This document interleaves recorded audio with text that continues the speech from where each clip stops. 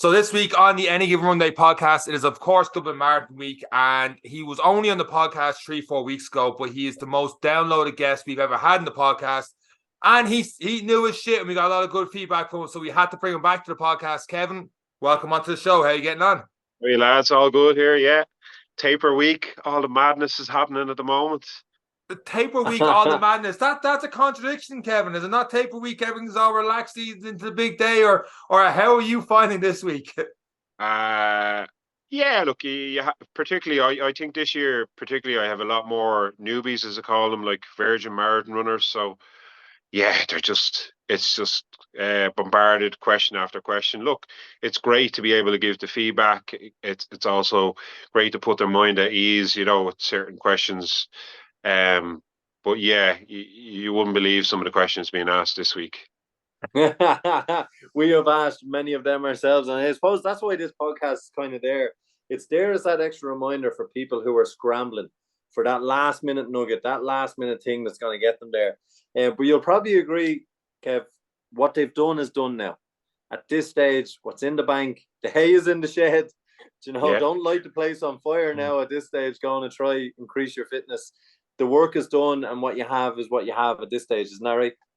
Exactly, yeah. I think you've got, like, particularly when people talk about the taper, you got, like, I know some people who don't run for the last 3 weeks. I know other people that will probably reduce their load by 50%. That's all.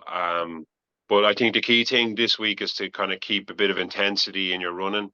Don't just do everything really, really slow. I think, like, Tuesday, Wednesday kind of is the cutoff for doing something a little bit like, something like 2K or 3K maybe at your predicted marathon pace. And that predicted marathon pace is something you definitely should kind of stick to and not get bombarded with people telling you what they think you should do.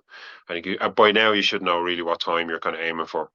With the predicted marathon pace, and obviously you have a lot of different balloons and set times and stuff like that. Because they run at an even pace, do you recommend as an even split? I'm really positive they do. Would you recommend people going for a certain time to hang with the balloon, slightly in front of the balloon, slightly behind the balloon, or just ignore the balloon, have your own game plan? Most people, I give them their own plan. So if it so happens you're running with the balloons, or you're slightly behind or slightly ahead, that's your plan. I think Dublin is definitely that type of course where, let's say you're hoping to run 4 hours, you shouldn't really be 157 a halfway. You should be either, 159, 2 hours, even 201, 202 is fine with Dublin, because all the hard work is really in that first half. So you can definitely make time up. But look, most people end up going out way too fast, thinking they'll bank time, and then they blow up towards the end and kind of say it was the hills that caught me out. Really, it's most of the time it's pace judgment, I suppose. If you are going to run with the balloons, my suggestion is always run where the balloons are in sight. So maybe you run 100 meters back from the balloons. Two reasons. One, when you come up to water stations, you're not going to have people stepping across you. You're not going to be getting in other people's way. And you can see everything happening. And number two, there's a lovely feeling when, unfortunately, you might get 1,000 people going with the sub-3 balloon, but like maybe 100 will make that. The a lot of people have dreams in their heads what they're going to run, but unfortunately, you worded that so well, Kev. So well. I've been there. And then look, it all falls apart. But the great thing is, if your condition, say, to run sub-4 and you're running off them and people are falling back off that, it gives you a lot of confidence as you're going through the race. At halfway you start to see you're passing by people. You get to 30K, you're passing more people. Then all of a sudden you get to 34K, it's thinned out. You can run with the pacers because it's not as many people around, and then you feel like you're in the race. And it's really that last 10, 12K is when you feel like you should be in the race. Before that, you should be really going out and feeling like you're out for a long run, because you've tapered, you feel fresh, you've done all your training. It should be a feel-good factor. If you're kind of struggling a halfway, you've gone way too fast. So yeah, there's definitely pluses to going with the pacers. There's negatives. I think controlling your own race is very important, and also like not to knock pacers, but 95% of them are fantastic. You have to remember pacers are human beings as well. They can get it wrong on the day. They might have an off day. Um, I've seen pacers drop out of races. I've seen pacers 2 years ago where there was a 90-second gap at Chapel between one 3 hour pacer and the other 3 hour pacer. The guy at the pacing the front 3 hour pacers was gone off at maybe 2:56, 2:57 pace. And anyone knows that's a huge gap. That's a significant difference. That can ruin people's races. Especially at that end of the scale, those minuscule minutes, those 5 seconds a kilometer is everything. Yeah, big time. So like if you're going out to break 3 hours, you're going 4:15s. Someone starts running 4:08s, 4:10s, and you're not ready to run 2:55 or 2:56, you'll end up probably running 3:01, 3:02. Can really ruin your day. So yeah, look, you've done enough. Most people have done a lot of runs by themselves. They should know how to handle being able to run by themselves. And look, you're not going to be running by yourself, even though we say run your own race. There's always going to be someone that's running in or around you. I have a lot of runners, my sister included, that loves talking during the race. You know, some people you'll know you'll know pretty quickly when you pull up beside someone and you say, "What are you aiming for?" and they don't even reply. You know, that's not the person to be talking about. You will get other people that tell you about their family, about their work. They tell you everything, and sometimes that switches them off, and that's their way of dealing with the race day scenario. Other people want to conserve their energy, and I totally get that. I'm definitely more conservative my energy type one, like Eric. Yeah, I'm not even the worst of them, but I do love a chat. But it is something as well, and part of that, as you said, staying in that race, and it was something I did, and last year was just about going out and like that, treated it like a long run. All of a sudden, I looked around at 33K with the 350 balloon. There was only 15 of us left. Yeah. So like it's really, really important that little tip of just watch it go up the hill, watch it go down the hill, just run your own race.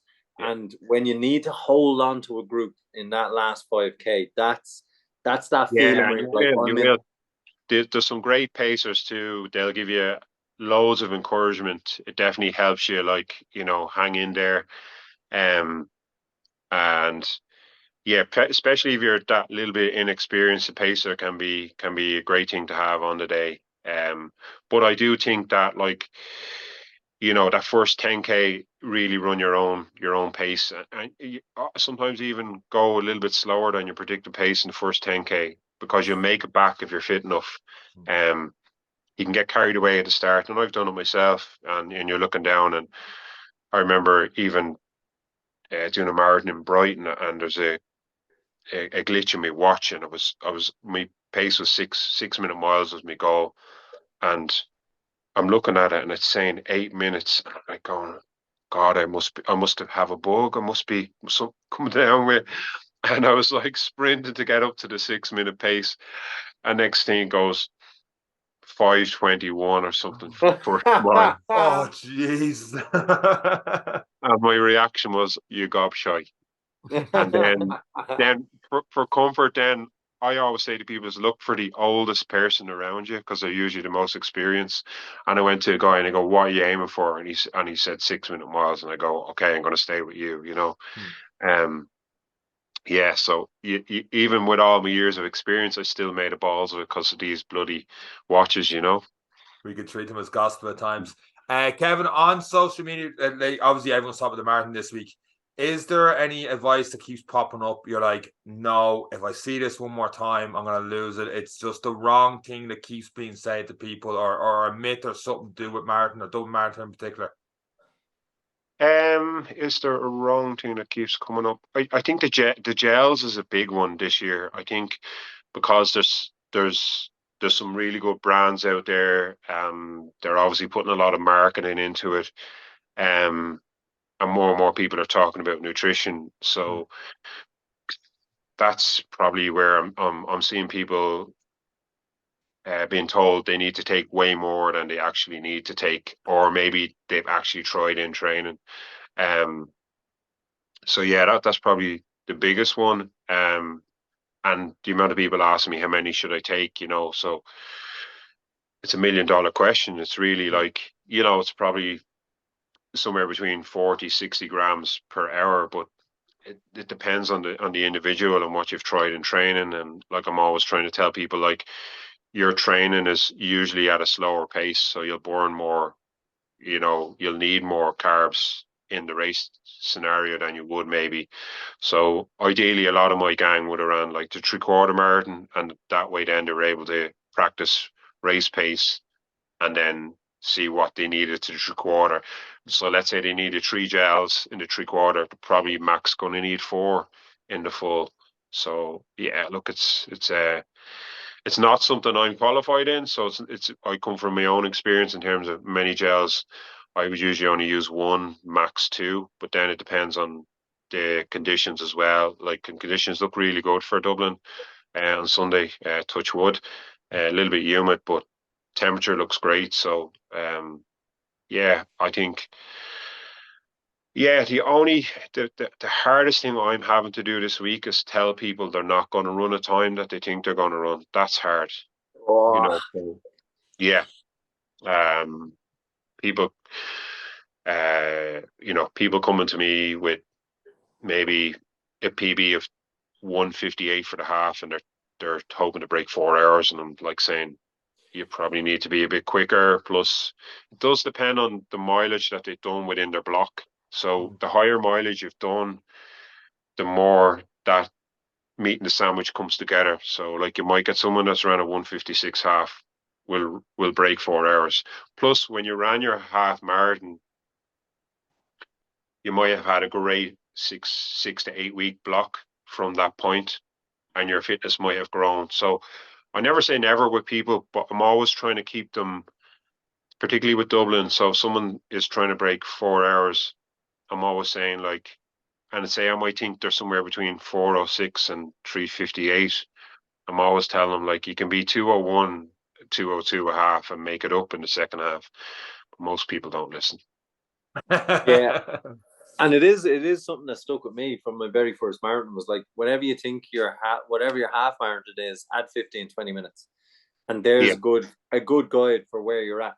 Now, we've done a couple of them, so consistency is there, particularly if my last one, I wasn't gunning for a pace. I wasn't gunning for a win. I wasn't breaking my own records. So the ability to stick at a 5:35 for 40K actually worked out. Yeah. But Yeah. but that's with knowing nutrition, having done in a few. I've done the course. I know the hills. Like you said, it took me time through Castleknock. Oh, here's Chapel Lizard. Slow it down. I'll get it back on the other side. Yeah. But when you have the excitement, when you have the crowd, when you have the group pulling you along, the balloons are in front of you, your family's there, you can get carried away with that element. And it's just something to remember that, a wall may come, it may not come, but if it does and when it does, that's that 15 minutes. That's that buffer that you need to have in the bank, I suppose. Yeah, I mean, it's you can say buffer in the bank, but the buffer in the bank can come back to bite you in the arse, because Absolutely, yeah. you've gone significantly, probably faster than your estimated pace, and unfortunately, then your glycogen stores only last for 90 minutes.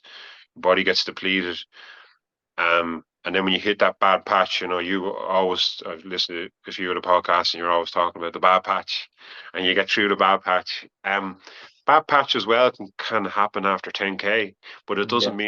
doesn't mean that your race is over. So just remember that you would have had long runs as well where you had bad patches, and then suddenly you got a little bit of a downhill and you got your momentum back, or you saw, particularly when you're in a marathon, use people as like little goalposts, so you might see someone in the distance. I remember really struggling in Dublin Marathon, and there was a lad, and he was struggling the same. I tore my calf, and he had done something to his hamstring, and we were like, he was limping up the road, I was limping up the road, but I kept going, just walk, power walk, and keep him. It was just something to keep me focused. And like, that was when I was in a really, really, really bad day. But look, I think particularly with people who are doing it for the first time, sometimes people talk about times, and times are fine to kind of give you that guideline to kind of hone things in the first half. But time shouldn't really matter in your first one. You should really just go out and enjoy the experience, enjoy the crowds, stop and give your loved ones a hug. You know, they're things that you can.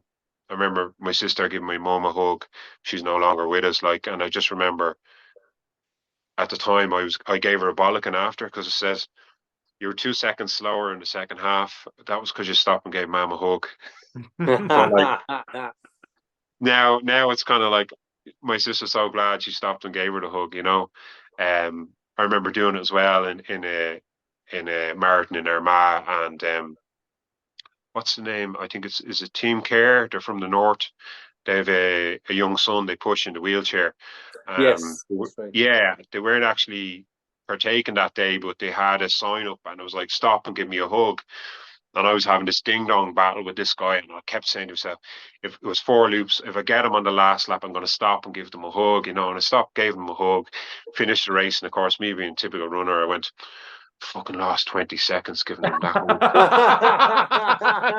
hug. Oh man, it's madness, isn't it? Yeah, but it is, and I suppose an important thing for people to remember is everyone has put up with you for the last 20 weeks, 16 weeks, talking about your marathon, waiting for you to finish your long run that you said you were going to start at 8, but you didn't start till 10, and now it's lunchtime. And so just remember those people who are coming out to cheer you on is really, really important, because everyone does the marathon with you, and that is a fact. Put up with our tantrums and and then disappearing for 3 or 4 hours every Sunday.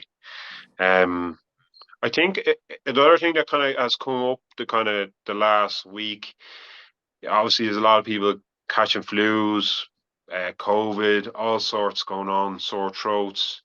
And if that does happen the week of the marathon, unfortunately, you're going to probably have to play it by ear. So maybe reduce your expectations in the first half and see how you feel. Maybe even after 10K, if you feel good, then you can kind of push on. But sometimes you don't know what that's done to the body. If you miss some, like there's some people as well in my group that have maybe missed a bit of training in the last 3 or 4 weeks. It's not the worst time to miss it, like in the last 3 or 4 weeks, but at the same time too, it's just more the confidence side of things. Their confidence will be dented quite a bit, you know, when you lose some long runs or you're trying to make it back up. And then you've also got people who carry in niggles and injuries. And again, unfortunately, a marathon is going to find you out if something's not right. So if that be the case, you know, I know I'm a hypocrite by saying this, because I continued after Bushy Park when my calf went 1 year, but I definitely drop out. Like, you will find an ambulance or someone will help you out, but there's nothing worse than making an injury worse, and then you've literally lost all that fitness that you've built up. And then you're, fortunately, then with Dublin, you're carrying it into Christmas, you know, festival season. You get into January, then you're like starting from scratch again. So, and look, just as I said to you earlier, it's just enjoying the actual day. Dublin's a funny one too, though. Like you're kind of funneled in at the end, and it's like you're like a caged animal. There's like these big cages either side of you, and like there's that feeling of like, I've just done a marathon. Like everyone in my family should be around me, and there's kind of like an anticlimax a little bit, other than getting your medal, and then you'll find you're like hugging a stranger like beside you, going, "Well done," and it's like the two of you kind of feel that way. It's a strange one. There's big bodies everywhere. Last year was a really weird one as well, because half went left for the medals and half went right into the tents. Like, and like I've done Dublin 4 or 5 times, and that was the first year where it just seemed like people were dropping like flies. Like the last 2 miles was just carnage. Like the amount of people that dropped, and it was the first time I'd ever seen not one but multiple pacers dropping during the course as well. Did you hear anything particular about last year being too humid or hot or humid? Yeah. And it's happened in It's happened in a race series race before. I remember a half marathon about must be like 8 or 10 years ago, and in the space of like an hour, the temperature went up for like 4 degrees, which doesn't sound that much, but people are standing around like and loads of layers on them in this half marathon. All of a sudden, then they're taking off and they're like, you know yourself, you kind of go, ah, it's too much hassle zipping off my jacket when I'm running. I'll wait another while, and before they know it, then they've overheated. Um, so yeah, Dublin have layers on like that. You can take off, like whether it's arm sleeves. Hang on, back. Whether it's arm sleeves, woolly hat you can take off. Layers that are from pennies or something cheap that you don't mind chucking to the side of the road or at the start. Um, I'm sure all but that yeah, clothes is collected with charity anyway. So like I yeah, know I've heard people give out before, all the clothes just wasting the ground. Like, no, that's picked up and that's yeah, donated from there. When you were on the podcast a couple weeks ago, you talked about the importance of getting sleep 2 days before the marathon, yeah, whereas the night before you might 2 days before. Of course, that leads into the Saturday and the Expo. And I have made every mistake there is to make with Expos. Like I am the kind of guy who the first couple of years Eric did as well. I'm gonna call you on this one. Bought the beetroot juice and thinking the day before if you have a jar, it's gonna make difference, and all the jellies and buzzing. And next thing you know, I'm have to walk around for 5 6 hours, and my legs are dead, and I'm like, I'm in trouble now. So for those marathon virgins, as you put them, going for the Expo, what would be your advice? were you peeing pink? Oh, I didn't remember what I Freaking was. out. What's this? I remember just seeing like half the jar left. It was just nasty stuff. And now I was actually talking to people this week that said within 4 or 5 days, it might work. But a day before is not going to work. And all the Yeah, freebie jellies and stuff. yeah. I mean, at Dublin Expo, not because this the first year I'm not going to be working at it like in 15 years. Um, it's an okay expo. Like there's nothing major there that you probably haven't seen in the shops. Yeah, just straight in, get your number, maybe pot around. You might meet a few friends, have a little chit chats and that, and get out of there as quickly as you can. Um, so actually, remember we were just talking about that the 2 days beforehand, and remember I was telling you about like Bernie waking up her friend because she couldn't sleep the night before, Yeah. and I also read another really good one about a guy called Steve Way. I don't think he runs anymore, but Steve Way was like 40-day smoker, took up running really late, and I think at the age of 40, ran 2:16 for the marathon and made the Commonwealth Games for England. But the night before, this is funny, the night before London Marathon, he slept in the camper van. Yeah. Oh. So like you couldn't I think he was like the first non-elite, like the first guy outside of the elite. That's happened a few times now with British runners. um Not as much now because obviously the standard's gone right back up, but there was a few years where British runners weren't like running sub 220s and stuff. So yeah, he was a good example like of you know the insignificance, I suppose, of the night before. Don't stress about it, and obviously you're up that bit extra early, um, with the adrenaline, and also then you don't want to sleep in, and obviously then you have to get to your pen an hour beforehand. 45 minutes is it? I think they have on it. 45 minutes or so, Yeah, yeah. But the yeah, great thing about this marathon, the day it's on, is you do get that extra hour of sleep because of the clock's yeah, going, which yeah. is like perfect planning into a bank holiday weekend. Um, yeah, like I think um a lot of people now are overthinking it. They're thinking of their paces. They're thinking about too many things. I think you just need to write down what are the things you can control. Even some people will write their splits on their arm. Some people will, because also you got to remember, and this is a key one. I just had a chat with one of the guys, Trevor, I coach, because Trevor in Manchester ran, I think, 3 hours and like 12 seconds, right? Wow. And he thought he had it, like he was looking at his watch, but obviously you run a longer tangent, and with the marathon, it's your official time. So it's not what time is on Strava. It's not what time is on your watch. It's the time that from the time you cross, you'll have a chip time and mat. And once you cross that mat, basically your clock is on. And then when you pass the finish line, Matt, and I'm saying this because a lot of people don't know this. And then I saw a brilliant one in the Great North Run, and the girl's getting her watch ready, and obviously the GPS isn't kicking in. So she's standing behind the mat like this. Everyone's trundling past, and she's still trying to get it. And then you can see her face just go, I got it. And she starts and she goes. But like, she did the right thing in one way because, she waited till she was passing that rather than having to play around with it when she passed it. So, I think as well, you got to remember with Dublin, you'll be surrounded by so many people, and it's like getting onto a Lewis at peak time. You feel like everyone's kind of pushing you on or pushing you off. So don't be afraid to like go towards the back of your pen. Like don't be thinking like they're getting an advantage. They're not. So your time, like I said, is when you cross the mat.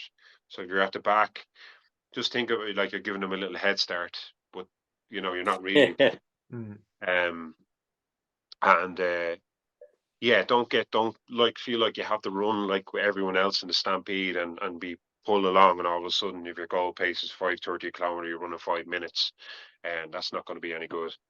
Yeah, to your point there a minute ago, I think last year, I think Eric, you said it as well. It was like 42.6 or something we ended up doing with going through crowds and not taking the turns the exact same way. And that can play with you when you're on that last mile coming in. You think it's just, that little bridge coming any second now. I'm at 42.01, 42 point. Oh, where is it? You still got that other little bit to go, especially if you're going for times. I remember reading a study. I think the average is 320 meters is the Over. average most people do over. Yeah. So if you're doing under that, you're doing really, really well. I actually seen a guy do Amsterdam there, and he came under. I was like, "That's amazing."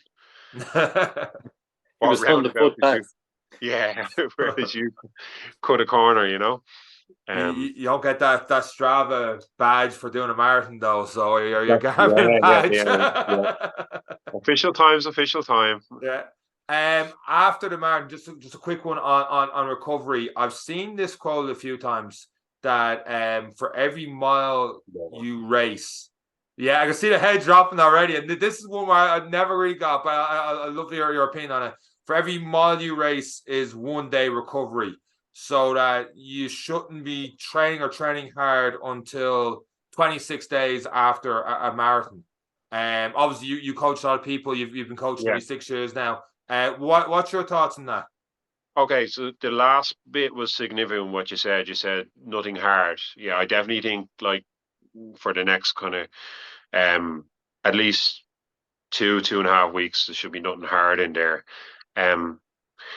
It for me, it depends on how well the athlete is conditioned. So you'll have like Wayne, who I coached there, won Galway Bay Marathon the day of the Ireland Scotland match. What's that? 3 weeks ago. Yeah. Okay, so he ran 2:32, which was probably 2 minutes quicker than I wanted him to run. But he had a really good competition from I think a Polish guy. We didn't really know he was coming. But his recovery is really, really good because he consistently does a lot of 160k weeks. Okay, so for him, how many marathons is that in a week? So okay, the intensity of that marathon was probably higher than we wanted to go, but his goal would be sub 2:30 in Dublin. So if you were to take that theory with him, he shouldn't be running Dublin in 3 weeks, but I know he's going to go quicker. All going well. Actually, his ankle is at him this evening. So that's just the nerves. Yeah, true. So look, I think where people go wrong is they take too long off and then they find it hard to get back. But at the same time too, I don't talk to my athletes for a week after the marathon, because I know if I talk about them, there'll be an influence there from either side. They'll say, "What's next?" And then I'll be like all buzzing, let's go for this. Mm. And before we know it, then they're training the following week. So I'd kind of leave them for a week, and then I check in with them after a week, and then say, "How are you feeling? How's the body?" Usually after about 10, between 7 and 10 days, they might do short runs, like 10 or 15 minute runs, but no further. And then we just go on, like, listening to body and checking in with me. How did that feel? And then by 3 weeks' time, we're probably back to maybe, depending on the level, it might be somewhere between 45 minutes and 90 minutes is back to their long run. But definitely intensity. Like, I remember doing my first marathon, a good friend of mine, Gary O'Hanlon, and Gary won the race, I think, in 2:40. I was third in 2:43. So there wasn't like a significant difference in our time, 3 minutes. Mm.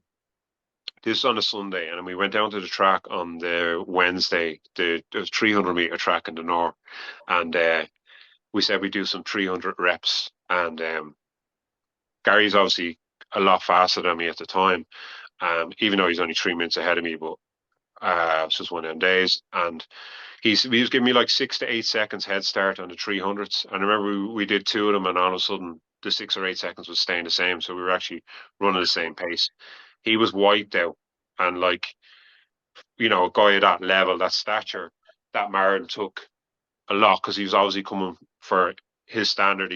He wasn't where he needed to be, but that took way out of him than it did out of me, because I was more conditioned. Even though he bet me, he's a way better runner.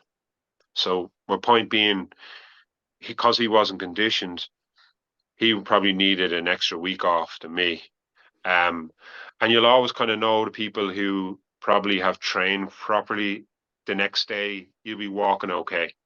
If you haven't trained right, you'll be walking down the stairs backwards. There's also, look, there's also that element where some people can push themselves beyond the red line, and they really know how to get the best out of themselves, and they will be sore and broken up the next day. But yeah, look, it does vary from person to person, I suppose, is probably the best way of saying it. That's very fair. Don't look at me. Don't No, look at I've me. asked the last couple of questions. I know I'm not going down the stairs next day after some of them now. This year is going for different reasons. Yeah, no, that's very fair. Kevin, is there anything we've kind of left out, you think, in terms of marathon prep, people getting ready for the recovery afterwards during the race? Any tips or any questions you've constantly been asked that we have not really approached? I suppose tips for the race. Obviously, I would say, again, go back to 2 days beforehand, and get your kit lined out, what you're wearing, stick to it. Again, you go into the Expo and someone will try and sell you these fancy socks that say they don't blister. If you haven't blistered in the socks you're currently wearing, there's no need to change. Again, going back to gels, just stick to what you've done in training. Don't think that there's going to be a super duper gel out there that's going to make you run 10 minutes quicker. It's not going to happen. Sip the bottles. So I think they'll probably be giving out the small baby bottles like they usually do. So keep it in your hand for a little bit of a while and take a few sips over maybe a duration of 5 or 6 minutes, and then you can pop it in the bin or toss it to the side. So it's nice to get rid of it so it's not in the way of someone. I know one runner that went over in a bottle and did their ankle ligaments. So just be respectful of other runners, I suppose. I think with your gels, you don't have to take the full gel in one go. So maybe just take, I know they're sticky and they're messy, but maybe just you try and get it down maybe in 2 or 3 pieces rather than shoving it all down your mouth, because it goes down the wrong way. You'll find you're catching your breath and you'll slow down dramatically. Going back to pacing, you can ruin your race in the first 10K. You can't win it in the first 10K. Just be prepared for that last 10K, as in, like, that is your race, the last 10K. It's not your first, not your second. Break up the race maybe into 10K segments and have your splits written down on your wrist, because we talked about the extra yardage you might run. So check in at 10K, have a split time, your watch might say 10.13. So you know there you're 130 meters. You've ran an extra 130. So just be thinking of that then if your goal is sub 4 and your watch is telling you, oh yeah, you have it. And then at the end you don't. What else? Someone who's on the course, like your loved ones or people who are supporting you, maybe get a drink made up, like a carb drink that they can give you, a small one. Because obviously you can't pop them in a bottle, like, unless you're carrying them. And it's a nice pick me up when you meet them, and it's like you're getting secret fuel. It's just a good placebo. You should be wearing a Superman cape. It's usually good. What else? Oh, look, there's so many things. I think you could be here all day talking about it, but keep things simple. My last little one is a very insignificant one, but can cause you a little bit of shower pain afterwards, is Vaseline. The nips. Look after the nips. There's a photograph made doing a marathon, and there's 2 red rivers down the front of my t-shirt from my nipples. So, not a good. It's not a good post-marathon picture, is it? With the medal. 2 pointers. On that as well, okay, might see it's nothing to do with times, nothing to do with performance. When you cross the line, wait till about 3 or 4 strides after the line to stop your watch. Because nothing worse than having a finish line photo and you're like this. Yeah. Right? Strava, for 4 seconds, it's not going to matter. You're going to have your lovely big caption, your title, and saying, I ran X time, official time, don't mind the Strava time. Wait till you finish. Try and smile at the finish as well. Sometimes it's hard to do. It's just sometimes it might be the only marathon you've ever ran. It's nice to have a really cool picture at the finish. What else? The nips is a good one, definitely. If you have body glide or Vaseline, rub on the inside of the thighs and your bloke nipples, even the back of the arms. Sometimes chaffing can come from the arms. That happened to me 1 year. They were in tank top 1 year. The first time I ran the marathon and do the tank top, all underneath the backs of the arms and stuff had it. And then I think, Eric, you told me before, the Vaseline above the eyebrows, so sweat comes into my eyes. I find that's really good having it there as well. And it'll just trickle to the outside. It actually doesn't go. Yeah, it's a good one. Rather than the 80s sweatband, you could be wearing one of them. So I think I'm LeBron James or something doing it. But one that gets me is where the race belt is going to sit, depending on you. Mine shapes just on my hips there as well, so I just put Vaseline as well. So I saw one from some running coach, one of the Facebook groups. They had the next smoothies you get from some races, like Run the Line, stuff like that. You put that, you step into your 2 feet and put it around your waist, reverse it, and then you half it, and then put the gels and stuff in there. So it's like really tight to you and stays close to your body instead of having like sometimes the waist belts can be dangling. Now, I haven't done it, so I can't recommend it. But it looked really good in the video. It looked like it was proper tight in and there. The only thing with that is if you have 4 gels in that and you go to take out one, they'll all fall out. Yeah, I'm not trying that. I'm not going to try and race day now you said that. If it's, I don't know. I'm trying to imagine now. I've got a big one that's folded, and then I'd be afraid of running the whole thing just rips and your gels all over the ground. So probably don't try it on race day for the first time. Look, I know people have put them under the gels under the cap. They might wear the arm sleeves just to shove them up the top of the arm sleeves. I don't like having gels on my back just because it's one of the warmest areas. And then the gels they taste bad enough, but warm gel is horrendous. It's like Coca-Cola warm. It ain't the same as Coca-Cola ice. There's so much we can do, but I suppose to just bring it back to the basics is your pre-set up, as you said. Make sure you know the kit. Don't go wild at changing it and putting waistbands around your head and headbands around your waist. Stick to your nutrition plan. The work is done.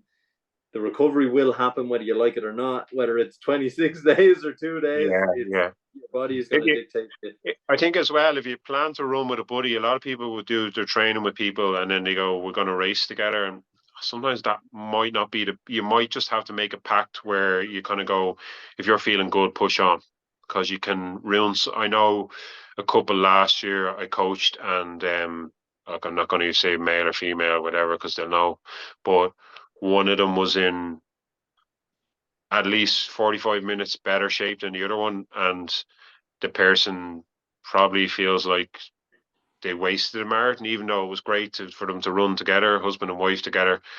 I think it could have nearly caused divorce in the end, so just be careful. And what we like to say is start together, shake hands crossing the line, and then we'll see each other at the finish. Yeah. And it's always something. Since our first one, we nearly killed each other in our first one. But after that, we always start every race together. And as we cross the line, a little handshake. You'll see each other for the first K, 2K, 3K anyway. But then the race changes within a couple of K. And, you'll see each other at the finish. I think some people are stressing about the pens as well and where they are, and like they're not in a high enough one and stuff like that. I wouldn't be worrying about that. Run your own race, as I said earlier. There's one other thing I was going to say. What was it? Oh yeah, the other thing is you'll probably find when you finish you'll say never again, and then later on you'll be in the pub and you'll sign up for another marathon that evening.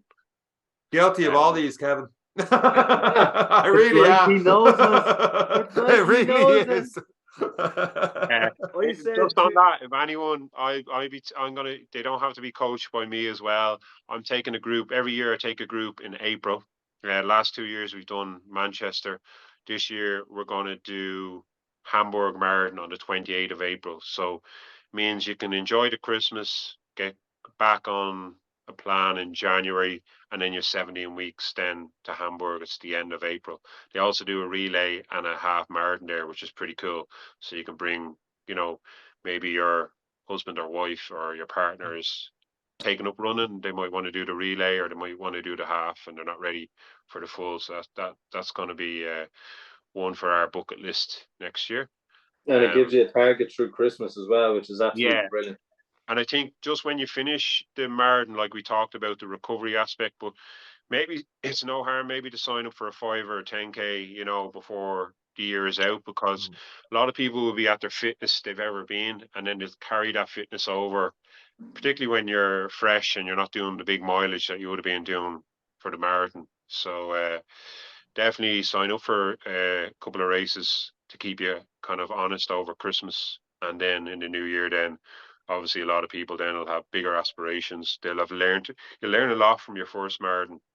Like that's why you'll see the stories of John or Mary ran 5 hours and now they're down to 3.5 hours, because they've learned a lot from the first. They learned maybe they didn't do enough long runs. Don't be stressing if it's your first one either, and you talk to someone maybe that's experienced and they've done 15 runs over 30K. That has no significance to your run or your race. So and look, as we always say, the first marathon is always more impressive than someone that's done 10. A person crossing that finish line is much better than someone saying they've done a 3 hour. When you get one done and you settle and you learn your lessons, then it's time to start really setting times for yourself and being disappointed if you don't get a time. But for your first one, it's just learn and enjoy. You get more bang for your buck being out there longer, don't you? Absolutely. Well, I didn't feel like that my first one doing the 5 hour, and my last one was 3.5, Kevin. So you're reading way too much into all my mistakes. I wish I had you 3 years ago. If there was ever a reason for getting a running coach, getting the fast track, it's this, because everything you're saying, I have done the 5 hour with him, beside him, going to kill each other, because he was ruining my pace and I ruined his pace. And when he walked, I wanted to go. And then when he was ready to go, I wanted to walk, and we killed each other. So I've had people since in the next couple of marathons I'll run with you in this one. I'm like, no, I'll see you in Tono's finish line. I have a couple of points with you then, but not do that. Do you wear music when you do the marathon? No, neither is. No. I always in training, but never in a race, especially Dublin. we were up at Galway, and like probably the most annoying thing as a supporter, we'll talk about the supporters here, is Okay. you're cheering someone and they have the music on, you're like, oh, wasting my That's when time. you that's when you pick up the oranges, Kevin, and bounce it off their head. I was taking cans of fruit. Yeah, I never No. got that. On a race day. I know I did Galway last year, and I actually talked on the podcast. One person was wearing headphones, and he literally took them off one day. He turned to me, and goes, "Are we on the right track?" And I'm like, "It's 8:15 in the morning, buddy. There's no one else out here except 10 people around you running. Yes, you're all right." And he was just completely switched off with the headphones, and away he went. And Dublin, there's such a great crowd. Like, when are you going to have 300,000 people ever cheering you on the race? Like, take it in. You'll feed off that, like, and I know other people then that would have like the Rocky music on for the last couple of miles, like, you know, they feel they need that, and you're kind of going, the crowd is way better than Rocky music, you know. And also then, like, you could have a malfunction with your music, and all of a sudden, you know, panic station because you're so used to it. So yeah, look, I've never run with music. I wouldn't run with music, but there will be people out there that will, and make sure your gadget is powered up. You know, same with your Garmin as well. Make sure that's powered up. That could put someone off as well. You know, where it's not functioning, or the battery's gone or whatever. You know, and you're like, oh shit. You know, That's just an extra thing to think about. are But Kevin, you allowed course in this podcast? And we are now.